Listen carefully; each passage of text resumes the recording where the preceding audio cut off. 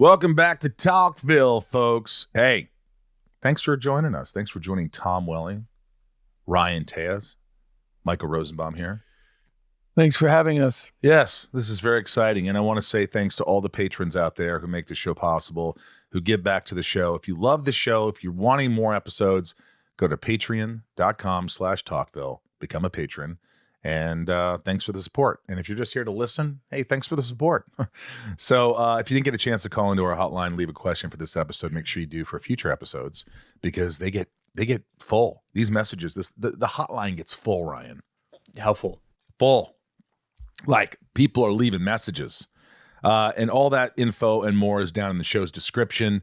If you go to talkvillepodcast.com, you can get a bunch of cool merch, artwork, signed by me and Tom. There's a limited amount. There's like, I think 20 left. So you want to get those. Let's get into season 4, episode 6, Transference. Title Transference aired October 27, 2004. Director James Marshall. Writers Todd Slavkin, Darren Swimmer. We love them. We got to get those guys on the show. I always love those guys. Guest star J.P. Minot as Edgar Cole, Margot Kidder as Bridget Crosby. Synopsis, Freaky Friday meets Smallville as Lionel and Clark switch bodies, and the now imprisoned Clark must figure a way out. I know before we started watching this episode, for a long time, Tom, you think this is one of your favorite episodes, and now you're kind of second guessing it. And after watching it, I really like this episode, and I'm surprised that you don't like it as much as you thought you did. Listen, I actually respect your opinion more than I respect my own in general. Like I do. Like when you say things are good and I check them out, they are. And I don't think I'm the same. But what I remember about this episode is it was such a fun experience to play such a character and look at the other character. Like, Red Clark is Red Clark. Like, that's cool or whatever. But to play Lionel Luthor and look at John Glover in a scene, like, you're stepping up your game. You know what I mean? Like, you gotta like bring your A game for sure, A+ game. And yeah, you don't have a lot of time, guys, to prepare for this. They're saying, hey, the next episode you're gonna act like John Glover. Oh, you have 4 days. You have 4 days while you're shooting. While you're shooting the previous episode, you get the script 4 days ahead of time. While you're still shooting. It's crazy. And I was this close to having to play John Glover. You could see in that scene, but you saved the day, Clark. Clark saves the day. Episode begins with farm boy tossing the pigskin amongst his cows. Clark's football fantasy gets interrupted by his father and Coach Jason, who lets him know a college scout will be at the next game. And the good news is short-lived, however, when Clark begins to receive head-piercing signals, again causing him to flee. We then cut to a scene at the Kansas penitentiary and see Lex visiting his visibly ill father. Lionel tells his son that he doesn't have much longer and that this visit is their goodbye. And he says, I love you. I love you, son. Son. And after finally admitting he loves his son. This is a big issue for you as a person in your podcast. Your dad has never said he loved you. So I have to ask as a fan, this is a scene about a father saying that, but also like not being honest. He's trying to like give you something that he's trying to hurt me. Will take your life away from you. He's trying to charm you. So like, what was it like in that scene? Like, were you aware of it at that time, perhaps, or not really? I think there was part of me that was like, I believed him. That's why I put my hand out. And I was like, wow, he's never said this before. And I'm just so blown away that he uttered these words, however unrealistic, or it was something Lex always wanted to hear. And he was lost in the moment. And you want to hear these things. You know that they're never going to happen. And if they happen, you're taken aback. And so it was crazy. At the same time, Clark is allowed to waltz into the prison. He uses X-ray vision to notice Lionel has a Kawachi engraved stone in his grasp. Clark rushes in, throws the visiting table, preventing Lex from being touched by his father. However, doing this allows for Lionel to grab Clark and seemingly swap bodies. Clark is Lionel. Lionel is Clark. This was awesome. This was really cool. The effects, the kind of the slow motion, the spinning, just everything that was happening. It was intense. What ruined it for me a little bit is this is not the Lionel This is not the Luthor Mansion, okay? What you see is Clark rushing into a prison and guards opening up doors for him to get to, like, they're opening doors for him to get to Lionel Luthor. I don't know. I just... It was unrealistic. But for some reason, I just let it go. Everything happened so fast that I didn't have time to think. Isn't he on the list? He's been to visit in prison before. Yeah, maybe Lionel's got a list of people. Lionel's got a long list of visitors. If Clark Kent shows up, you just open up the secured 5 doors to get into a maximum security prison. Could have been Lex, Chloe, Lois Clark, Lane, Chloe, Lana, maybe. No, Chloe. I was almost jumping into Trump there. Chloe. Which a name that gets dropped in this episode. It does. Did anybody else catch that? Mm-hmm. Cunning Clark explains away his behavior to his son, best friend, and the two leave the jail. Tom, want to hear all about the prep and on-set work with Glover during this episode, or did you just kind of wing it? Did you just kind of like say, I'm just going to go for this? We had, this is going to sound weird, but the honest truth, we had separate processes, and I would do it differently now. I did my thing, he did his thing. We didn't talk about it. If I was in the same situation now with another actor, I would have a talk. You know what I mean? Like, hey, how can we both do this? But no, we had separate processes. Processes, as the Canadians say. Processes. And he stayed very still. Like, this is not a secret. John will tell you this.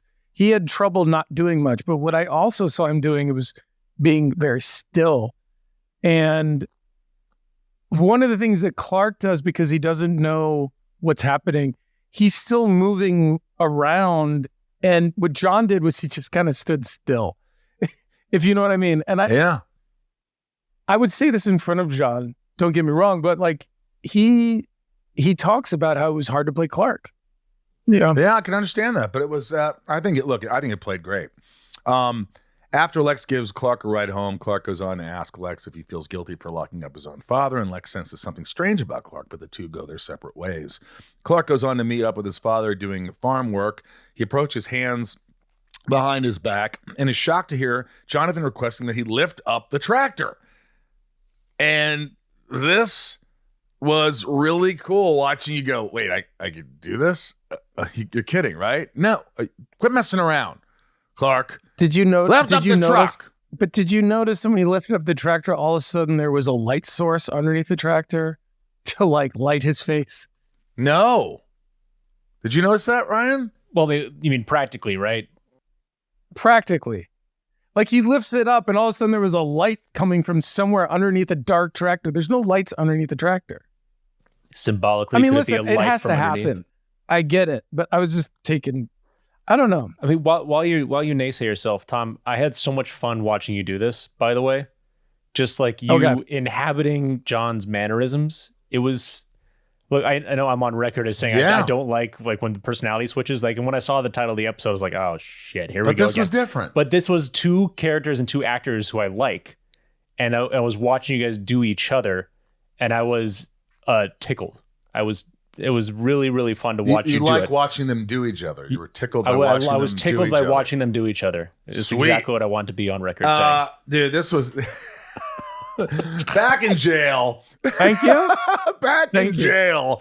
Lionel Clark is in the cell observing the Kawatche wall of weird that has been constructed. In walks his cellmate Edgar Cole, who is surprised that Clark has been trapped into the body after Lionel used the stones of powers and not Lex. Edgar shares that A, he is an expert translator who has been framed. B, Lionel is dying of an incurable liver disease. And C, combining all the stones unlocks a place of ultimate knowledge. I thought this guy did a good job, but I wish Marshall would have honed him in a little bit, brought him in a little bit. Like he was a little bit too, they could have made him a little less. It got a little annoying and it was like, oh, he's playing this guy. And so I felt like directorially, I think we could have brought him down a notch. Did you think that? I agree. I think there was a repetitive use of silence that the actor did with just like the stuttering. That character should have been like on a thought, off a thought, on a thought. Not just stumbling. He's not a stumbler. Like he's onto something. Yeah, it just should have been something like, well, if you see the stars, the stars aren't aligned in this, and you're in this image, and then they are. What do you think about that? Well, and then subtly, I don't know. And then maybe, but it was all, It was a little busy. It was a little busy. Yeah, it was a little busy, but who knows? That night in his loft, Clark Lionel is admiring his new physique, shirtless in the mirror, attempting to liquidate his bank account. Shortly after, Martha walks up. Clark tells his mom she's beautiful, starts to get flustered, and they hug it out, and Clark does this weird awkward. Does this weird hair sniff thing, making him shoot fire out of his eyes. And they both head inside, and Clark receives another visit from his coach, Jason. Hey, Clark tells him he's not interested in football anymore. Blood off and his the shot Mets at a win scholarship. the World Series. This Jonathan Clark back patting, was it written or ad-lib between you two? That was me. You patted him on the back? I liked it. I that could have been just like John the actor being pissed at you. They don't write that stuff. They liked it so much they had to move the camera to catch his reaction to it. That's how I remember it. But it was me effing with John, and John went with it because he saw what was happening. But yeah, it wasn't written. I love it. The next day in prison, Lionel pleads to Edgar for help. They get interrupted by other inmates who decide to play Who Wants to Beat a Billionaire. The big one. And proceed on jumping him for money owed. Back in Smallville, we see Clark inside the torch trying to log into the Luthor Corp system unsuccessfully. Chloe walks and starts getting mysterious questions from Clark about what Lionel would do to her if he was out. Clark goes on to get creepily close, negs Chloe, and then leaves after calling her Miss Sullivan. Super creepy. God. Ugh. It was creepy. Well, that was the creepy. Drop. I love when you're about to a kiss her things. and he goes, not a chance, or something. It's so, I don't know. I don't know what that means. Yeah, Tom, you're doing a great job at being real creepy. Yeah, you played creepy really well. Embodying this old evil man. So you got to take on mannerisms and establish them very quickly of the other character. In a film, you can do that. In television, the problem is you shoot out of sequence. So the scenes that I tried to establish mannerisms of Lionel Luthor, they weren't necessarily in sequence to what was aired. Right. This was one of the scenes where I really did this on purpose with these two characters. And I thought it was effective. But I wish it would have landed earlier in the episode so that you knew what was going on. But I like how you're figuring it all out as you go on. It just worked. It worked for me. Because the Batpack was like, this is what sons do. Yeah. Yeah. Right? This is, he has no idea. He has no idea how to be a son. He has no idea how to interact with people. Yeah. Don't be hard on yourself. Over in the in the coach's office, Lana meets up with Jason to share some research she did on Countess Thoreau. Lana gets uneasy after sharing how she was burned as a witch. The two embrace, and a nearby Clark uses super hearing to eavesdrop on their conversation. He then walks into Jason's office to find the two making out, leaving shortly after with new ammo for blackmail. And the next day, Clark goes to pay a visit to Lionel in jail. Clark flaunts his newfound powers, and Lionel is helpless. Clark then asks Lionel to record the passcode for voice verification to his banking, or else he will kill X. However, when Clark goes to retrieve the funds later, he finds out that the $57 million has already been withdrawn. After the call, Lana walks into the barn to follow up after Clark barged in on her and the There's coach. There's a lot going on already in this episode. There is. Like, the scene in the prison took 18 hours to shoot. And then when you watch the episode, it's like 2 minutes. Isn't like that the whole always riot the case? thing was all one day. Yeah. The tape recorder scene? When Rick goes up to Glover and says, "You owe me $5,000." That's a shorter scene. But then later, then there's the prison riot. That was 18 hours we spent there that day. And it probably was about 3 minutes of filming of actually footage you see. Talkville is brought to you by AG1. How many times do we have to tell you to try AG1? How many times? Yeah, you won't be disappointed. Taking care of your health isn't always easy, guys, but it should at least be simple. That's why for the last how many years, we've been drinking AG1 every day. No exceptions. It's just one scoop mixed in with water once a day, every day, and it helps make me feel more focused, gives me energy. I just can't live without it. Each serving of AG1 helps deliver my daily dose of vitamins, minerals, pre and probiotics, and more. How many times have you had people go, are you taking a prebiotic or a probiotic? You're like, what do I do? Well, with AG1, it's already in there. It's part of what you're getting. It's a powerful habit that's also powerfully simple. You just put it in water, stir, and you're ready to go. And it tastes good. Tom, how many times do we have to tell these people to try AG1? I mean, listen, there's a reason why we keep talking about it, and it's easy to talk about because it's so good. And, I mentioned this previously, but I just saw some friends, and one of the guys was actually feeling a little hungover, to be honest. And he was like, I need some good stuff. I'm like, well, I have this. Try this AG1. It's a travel pack. And he's like, oh, that's good. And the next day, can I get another one? I'm like, okay, sure. And the third day, I'm like, hey, here's a code. Use our code. You can order your own because I want mine. I don't want to just give mine away. Look, with AG1, I know I'm getting help with essential brain, gut, and immune health support with vitamins, probiotics, and nutrients from whole foods. I like to think of it as nutritional insurance, if you will. I know I'm covering my nutritional bases right from the start of the day.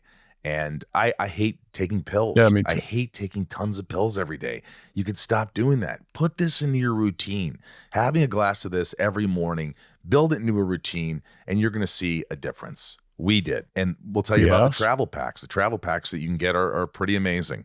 So when you're on the go, you have a little trip or a big trip, you put them in your backpack, ready to go. If there's one product I had to recommend to elevate your health, it's AG1. And that's why we've partnered with them for so long, as I told you. So if you want to take ownership of your health, start with AG1. Try AG1 and get a free 1-year supply of vitamin D3 plus K2 and 5 free AG1 travel packs with your first purchase exclusively at drinkag1.com/talkville. That's drinkag1.com/talkville. Check it out. Talkville is brought to you by Betterhelp, Betterhelp Online Therapy. I don't know what else to say about these guys. They are fantastic. Betterhelp has helped so many people, many of which are my friends and family. And it's so important. You know, we're destigmatizing mental health, and we're making it okay for people to talk about their problems and their issues and their lives. And life is so much better when you have somebody who's a professional that you can talk to about things that you don't necessarily want to talk about with other people. And BetterHelp is there. And with all sorts of issues, you think that just people with severe trauma need therapy and that's it. That's so untrue. If you want to make your life better, you've got to try BetterHelp. I really recommend it. A common misconception about relationships is that they have to be easy to be right. But sometimes the best ones happen when both people put in the work to make them great. Therapy can be a place to work through the challenges you face in all of your relationships, whether with your friends, work, your significant other, yourself, or anyone. I know this. I've had issues with friends in the past that are bringing me down, and I don't know exactly what's going on. And I talk to a therapist, and they bring things to light that I never would have thought about. And they help me manage a healthier relationship or weeding people out. It's important. It's really important. It's helpful for learning positive coping skills, how to set boundaries, empowers you to be the best version of yourself, which I think is the most important. It isn't just, like I said, for people who've experienced, all this trauma in their life. It's for everyone. If you're thinking of starting therapy, give BetterHelp a try. It's entirely online, designed to be convenient, flexible, and suited to your schedule. Just fill out a brief questionnaire to get matched with a licensed therapist and switch therapist anytime for no additional charge.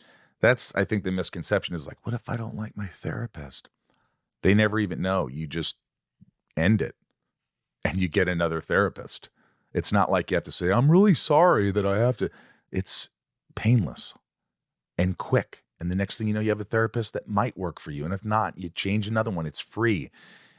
They just want what's best for us.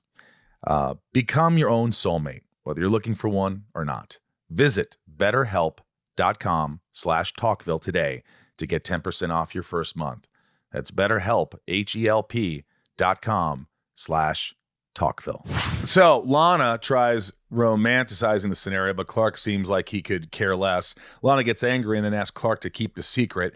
He asks what she wants from a high school coach anyway, and after telling her that he changed, he forcefully gives her a kiss. Lana punches him and storms out.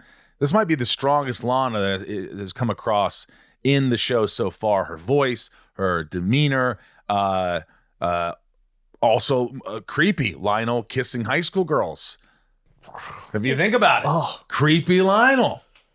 Ugh. Ole CL. The next day, Martha goes to visit her son, ex-employer Lionel. She's uncomfortable being there, but she was told it was about the safety of Clark. And Lionel tells her about the Freaky Friday occurrence, and I love this scene. Martha tells him he's sick in the head, but Lionel starts retelling vivid memories that only Clark would know.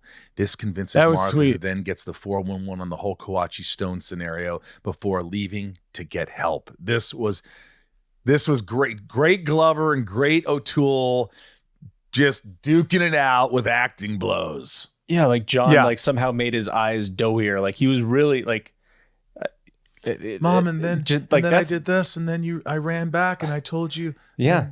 And like the fact that could it be like a little bit of a stretch? Yes. But I mean, I think it's just like watching him do Tom.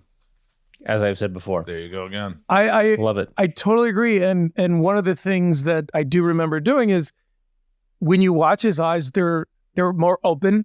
Yeah. There's one of the things about playing Lionel is about power. Oh, Lex, my son. He doesn't answer your question. He moves the story forward. He doesn't ask any questions. It's all power. It's all power to him. It's all important. Whatever's important to him. Right. And then when you see him with Annette, Annette is such a, as we always talk about, such a force as well. Like, I wish I was there to watch this scene happen. Yeah. You know what I mean? Yeah. Be a little fly on the wall. Back in Smallville, Lex gets a visit from Clark and has no issue letting the miner pillage his vintage scotch collection. Clark pokes at Lex for being a Nepo baby. Nepo? Nepo. What's that? Nepo baby. It's the new term that describes kids whose parents are actors who are now acting. A Nepo baby? Yeah. Oh, nepotism? Yeah. Oh, Nepo baby. Gotcha. But Lex senses something is not right. Clark demands that he return the $57 million that was stolen. Lex responds by reaching for a gun, but Clark super speeds in, starts choking him out, and during the attack, Lex finally realizes that Clark may be his father. But before it can go further, Clark drops to the floor as we see Martha standing over him with kryptonite rock. As Martha goes to help, Clark super speeds away. Did you want Lex at any point watching this, Ryan, to be like, Clark, are you my father? Join me, and the dark side will rule forever.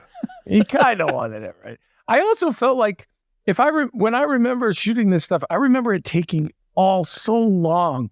Maybe because I was it's Marshall. So invested. Yeah. You're right. Yeah. And then it's edited down to seconds. Yeah. I'm gonna work you to death, right. and then we're gonna put like 2 minutes of this in. I think you're right. Do you think Clark can even get drunk, or does the booze have no effect on him, Tom? It does not have an effect on him because Red Clark doesn't. Yeah, because you don't have any Achilles other than kryptonite, so alcohol won't affect you. Nothing will affect you. Yeah, in fact, if I were to play this character again, I would take that drink as Lionel and be like, this isn't doing anything. I would put it down. Yeah, and go, what is this shit? This is I don't need this. Martha frantically calls home to warn Jonathan, but Clark interrupts their call and starts throwing his father around the kitchen. Clark stops strangling his father when Edgar calls the Kents to leave a voicemail telling Clark that something else came up in his research and he needs to see Lionel Clark as soon as possible. Lionel Clark doesn't see this as suspicious and heads to the prison. This scene was really cool. It feels like the first time anything crazy has happened in the kitchen. You know what I mean? Nothing really has happened in the kitchen. Besides someone dropping a tray. I just have a note here that when Martha shows up with the green kryptonite and they do a shot of the floor. Do you see how dirty the floor is? Oh, I'm sure they never clean that in the floor. mansion. It's so dirty. No. In their meeting, Edgar tells Clark that the transference is temporary and that he will eventually turn back to Lionel. Clark learns that potentially murdering Lionel could make the switch permanent. Shortly after, we see Lionel walking around cautiously inside prison until the same guy who jumped him before pulls him aside. He whips out a shank and the two guys start fighting. Lionel kicks the guy's ass, sending the prison into an all-out riot tune of Jimmy Eat World. Amidst the chaos, Lionel sees Clark. The two men meet in the middle of the brawl. Clark begins to lift up Lionel and choke him out, but in a Game of Thrones-esque move, Lionel drops the stone from his arm, grabs it with his hand, and touches it against Clark's, causing them to re-switch bodies. Lionel realizes he is once again caged as Clark speeds away in a puff of smoke. What was that? It's fucking cool is what it was. It was cool. The next day, back in his right mind and flannel shirt, Clark starts picking up the pieces literally and figuratively after what Lionel did. Clark confesses to his parents about being drawn to these artifacts, unable to resist their calling. And back in jail, Lionel receives great news during a checkup with his doctor that his liver is miraculously disease-free. It looks like we'll have Lionel Luthor around for a little longer. Which is the opposite of what happened to Jonathan Kent. Yes. So somebody gets powers and gets better. Somebody gets powers and gets worse. Lionel inadvertently killing him. What's Clark's powers?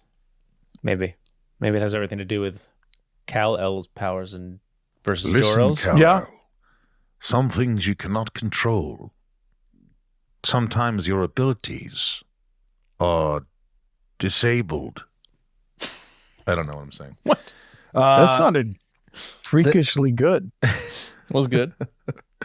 The next day at school, Clark apologizes to Chloe. She brushes off his attempt, tells him to go seek psychological help because he's acting like a crackhead. Betterhelp.com/talkville. Hello. This is a good scene. Yeah. And it parlays into like Kristen as well. It's like there's three actors in it. I really enjoyed this because they're both such great actresses. Like, don't get me wrong. Yeah. And Clark's just like, I don't know what either of you are talking about. Yeah, and he you doesn't played it remember. great. He wasn't there for it.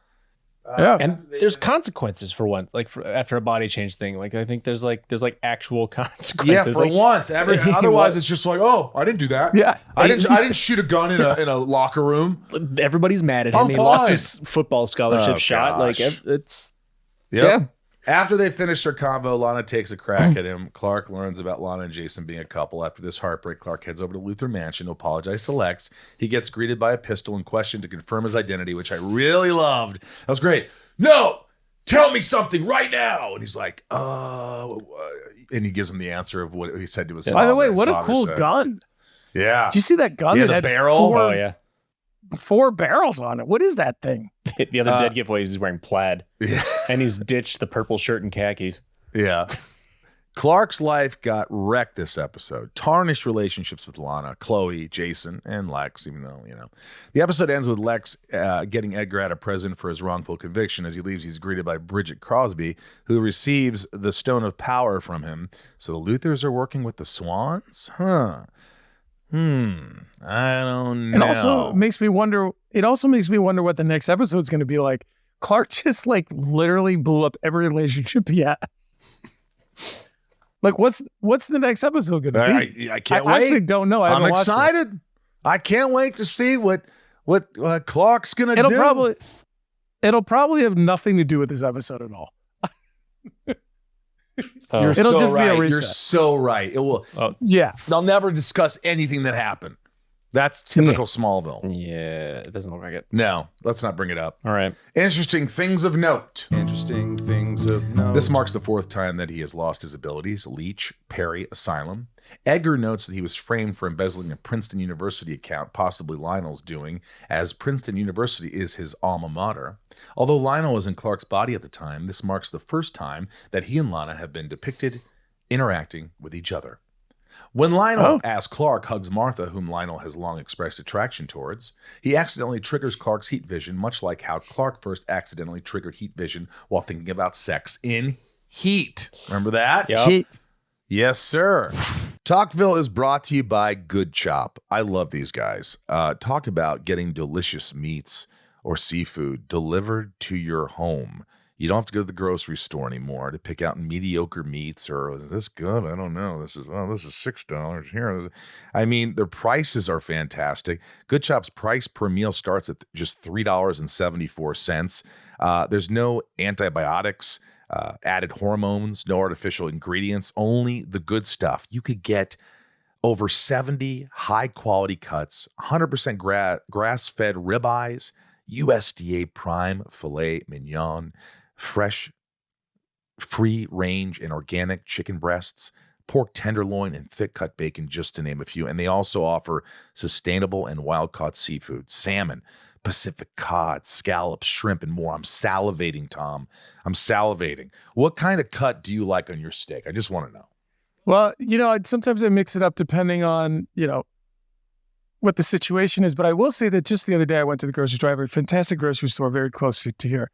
And I showed up and they didn't have any chicken breasts. They just didn't have any. And so then I'm like, you know what? I'm going to go to Good Chop. I'm going to get on a schedule. I'll always have free range, organic chicken ready for me. But what I want to try is their tomahawk steak, because I'm a big fan of that because it starts with Tom. But, that's going to be maybe a little surf and turf. That'll be good. Unlike many other companies, Good Chop sources its meat and seafood exclusively from American farms and fisheries, so you can support local family farms and independent ranchers right here in the old good America, U.S. That's right. Look, they're so confident in the quality of their cuts. Check this out.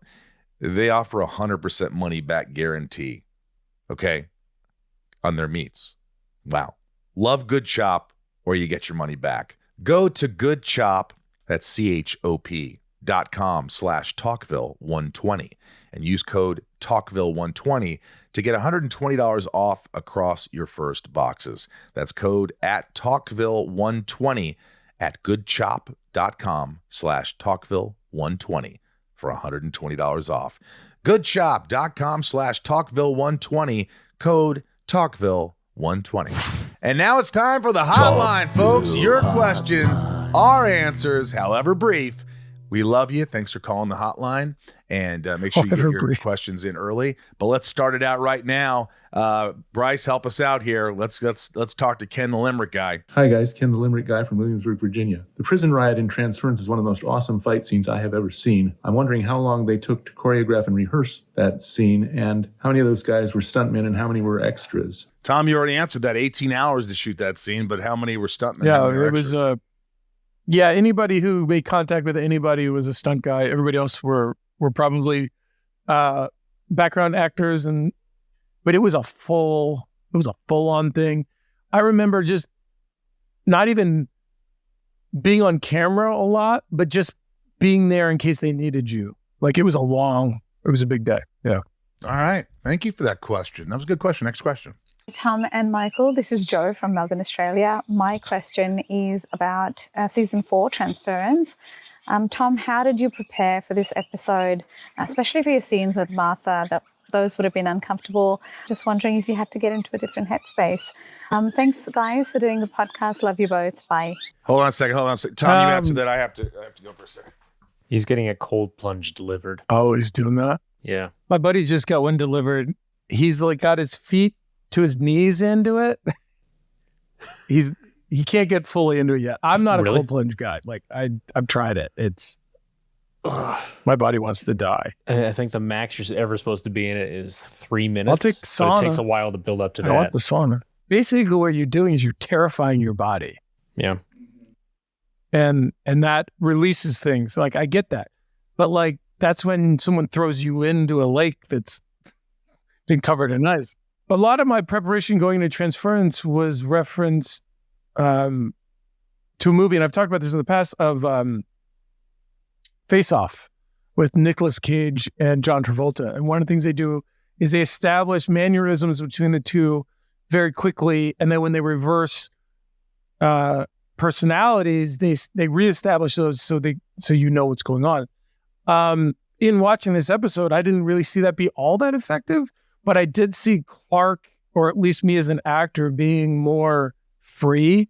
And I appreciate what Ryan said earlier that made me feel good. Because I think I would have done things. This is one of those few episodes where like I really would have done a lot of things differently looking back on it. And I don't feel that way a lot. But this one I would. But then Ryan's like, no, you did. You guys are both like, you did a great job. And I'm like, I just would change so much. It's so crazy. We both liked it, so you need to know. Hey guys, season 4, episode 6, Transference. Clark gets caught between Lex and Lionel with the stone, and he trades bodies, and Lionel gets to be Clark gets to be Lionel. I'm curious if you guys could speculate, what if Lionel had gotten his plan done correctly? What if he switched places with Lex? How do you think it would have played out? Anyway, thanks. You know who that is. You know that voice. That's our boy. That's our blonde hair don't care. Maybe that was the upgrade. Clark was the upgrade. Clark was the upgrade. If he had Lex, I think he would just like work it and continue move on. I don't know. But it's one thing's for sure. He doesn't love his son. Next question. Hi, guys. This is Carolyn from Springfield, Missouri. I just watched episode 6, Transference from season 4. I know it is Tom Welling's favorite episode. I just have to say he did a fantastic job of acting as Lionel. And it's just weird. I don't understand how the switching of the bodies made Lionel heal 100% from his liver disease. If you have any thoughts on that. Thanks. Bye. Well, I mean, I think what I think is he had a new take on life because he was the youth part of it. And then there was the heat vision and the super speed and all these other things that he wasn't maybe thinking would happen.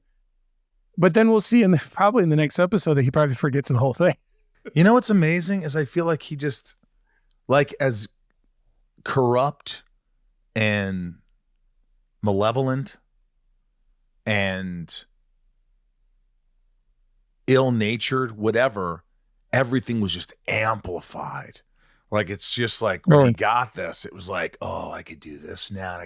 Now I'm really unstoppable. Now I could do whatever I want to anyone. And it shows you, it was so palpable, the evil, the prowess, the with the younger girls, and everything was just disgusting. He was just like, it was, you saw how bad someone could be.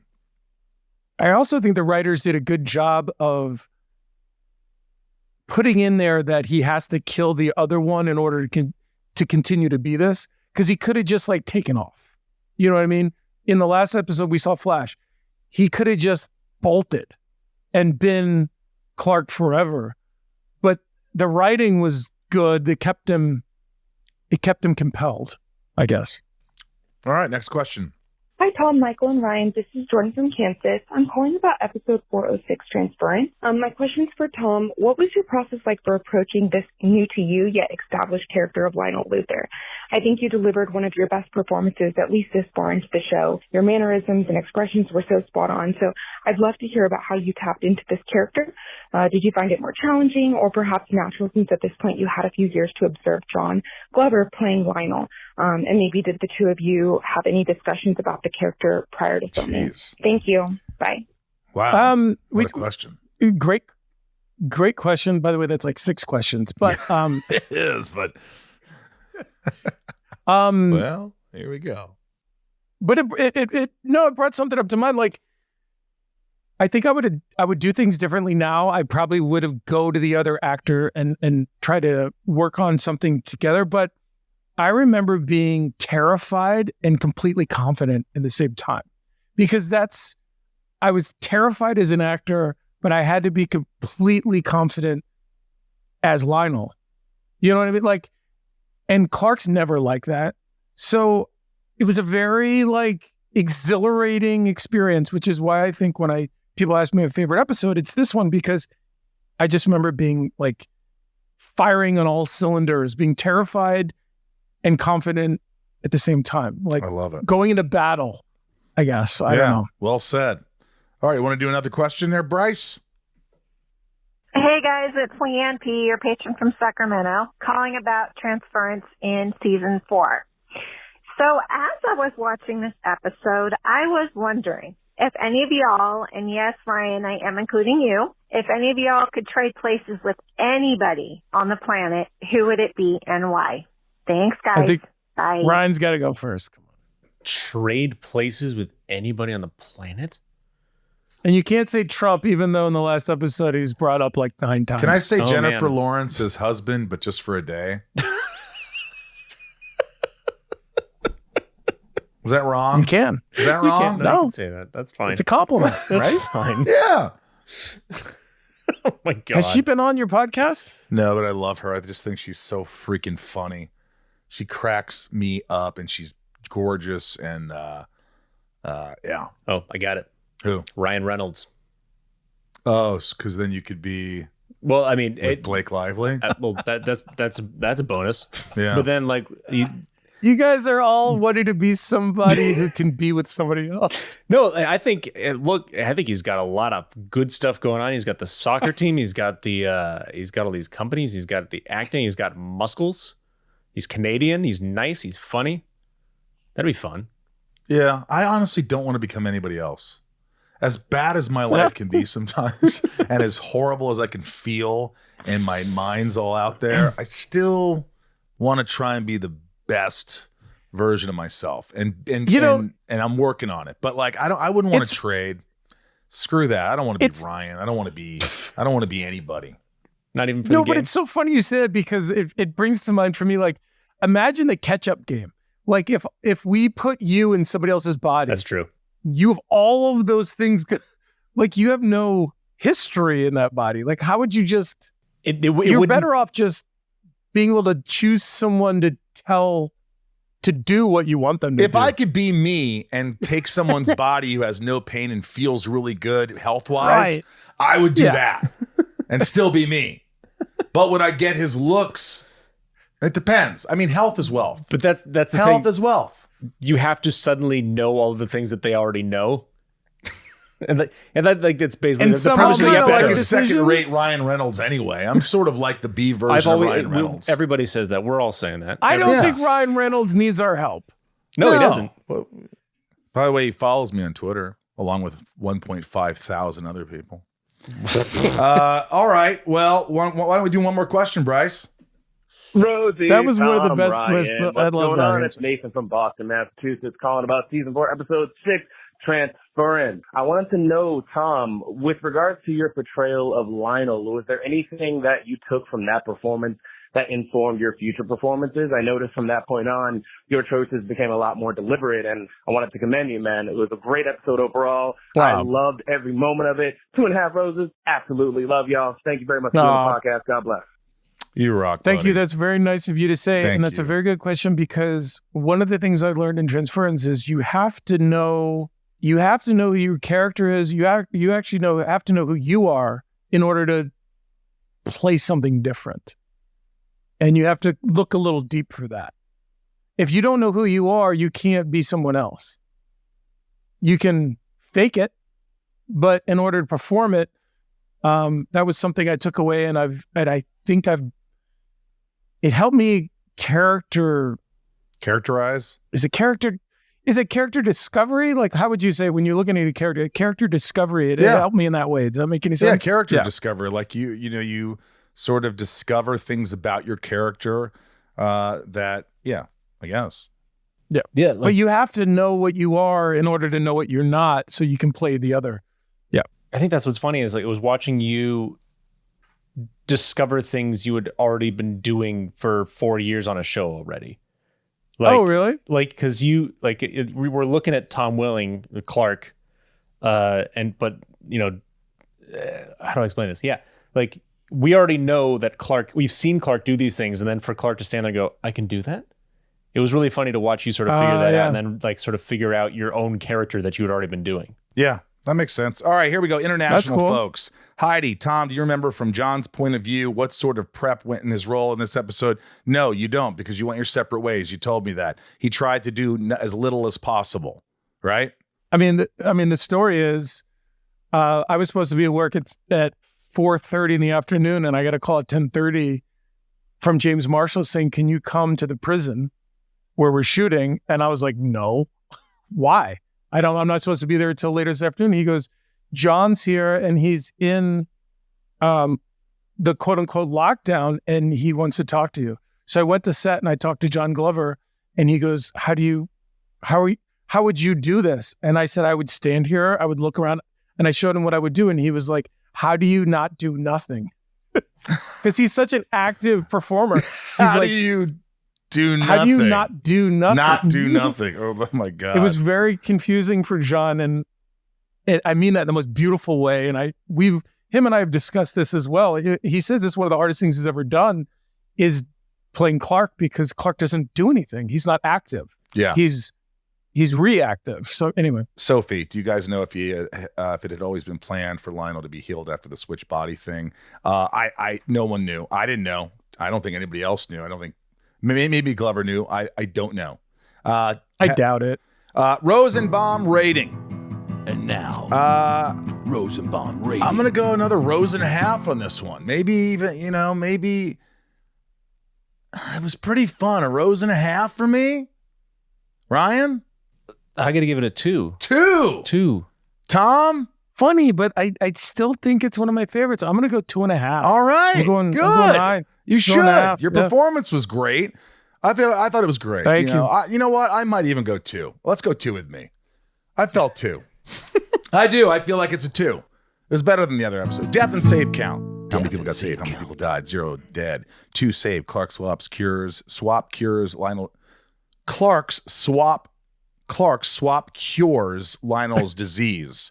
Martha saves Lex. Through 6 episodes, 3 deads, 13 saved. Series 95 dead, 116 saved. Ryan's favorite scene. All right. And for you, Tom, I will give everything the equal inflection. I will do this. I'm sorry you felt wronged last time. Here we go. Okay. All right. Scene 1 is Lionel Clark figuring out he can lift the tractor. Scene 2 is Clark Lionel talking to Martha. And scene Clark Lionel talking to Martha? And figuring out that when Martha figures out that the body switch happened. Oh, when she's in prison? Yes. Okay. And scene when 3. When Clark smells her hair, yeah. Yeah. And then no, the one in the prison. The one in the prison. The prison one. Okay. And then scene 3 is the prison brawl all the way to the end. Oh. Well, to the end of the prison brawl. There's like 2 prison brawl. There's a lot of good options in this episode. I'm going to go. Remember a couple episodes ago where you just didn't have any favorite scenes? Well, yeah. You were like, this was a I'm going to go with. Weeks. What was the first one again? Lionel Clark figuring out he can lift the tractor. I'm going to go with Martha and Jonathan in the prison. And Martha and Lionel in the prison. That's what I was going to do. All right. What is it? Oh, the prison brawl. Prison brawl. Both of us wouldn't have chosen that shit. It was cool. I mean, it was like there was a lot going on, and then like the transfer at the end, I thought was really cool. And yeah, the little rock drop, the slow motion walk, the eyes, drop, open up shop, Rough Rider, whoa, open up shop. That's it for the episode. Stick around next week as we get superstitious and talk about season 4, episode number 7, Jinx. Take the discussion online. Let us know your thoughts on the episode over on our socials at Talkville Podcast or at Talkville Pod. TalkvillePodcast.com if you want to check out some crazy cool merch. And join Patreon to help the podcast, to help us. Patreon.com/Talkville. More info like merch from the show or a hotline number can all be found in the description. And Tom, why don't you say the big line? Well, I just feel like heading into the next episode, which I don't have, like, it's called Jinx. I feel like we should call Al next time because we haven't called Al in a while. I think that's a good idea. Let's see if he remembers an episode called Jinx. All right, now say our tagline. Always hold on to Smallville. Thank you. We love you guys. Thanks. All right. Well, we're here again because of you, the patrons. Top tier patrons get their names shout out. Tom, I always love giving our friends shout outs because they deserve it. I mean, they do, and I love it, especially at the cons, and we see them out in the wild, so to speak. I'm always like, "What's your handle?" Because we get to say it. It's fun. Mickey G, Leanne P, Raj C, Santiago M, Little Lisa, Thomas the Leaf Blower, Shane W, Sophie M, Betsy D, Abby P, Ray Harada, Karen Apple M, 99 more, Lalani N, Brett G. Always hold on to Smallville. Estevan G, Garrett W, Bob K, Kimberly L, Tom N, Jason W, Osama A, Glinda, the Good Witch P, Lana Rams with Banana W, got you there. Nancy D, Brian G, Sarah W, YVR Grips, better known as Vancouver, Anna M, Amanda R, Teddy127, Michael P, Theo M, Ryan R, Jordan M, Randy B, Craig G, Karen P, Jorel, Heather and Greg, thank you for your questions. I made Talkville say butts. Brian H, Eric K, Kristen B, Danine W, Stephanie K, I'm on a roll, Darth Achilles, Finky, early, is on time, and damn, who's that? Damn, who's that?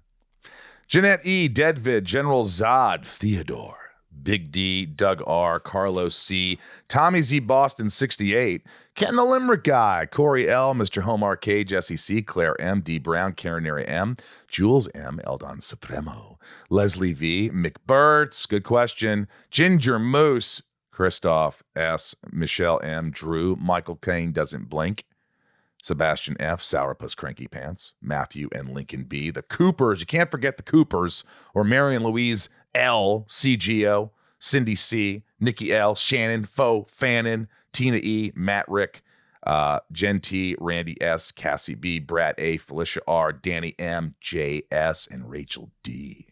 Ginger Prime and Nate. Gingerous Prime and Nate D. Yeah. Got it. When you're rich and not crazy, you're eccentric. Chicken Flower Sammy Sharman. Okay. Carrie Ann, the Alexander Kessel, Daryl E., Charlene A., Spicy Chicken, the only way to have it, Jenny B., Anna B., Monica T., Tom is my hall pass. Okay. Janime C., Batman's boxer briefs. I bet they're black. Don't you think they're black? Yes. Samuel Daddy M., Cameron R., Eric M., Jeffrey K., Tony K. I'll let you do the next one. Tony K., Pip Kinnaby, Katya C., previously on Smallville, Charu S., Geneva D., Geneva, yeah, Matt C., Rosie H., Depro, Sejal, and Devon, or Segal. I think it's Depro, Sejal, and Devon, Chadwick B., Keith B. We couldn't do it without you. Thank you so much. We love you, and we'll see you next time.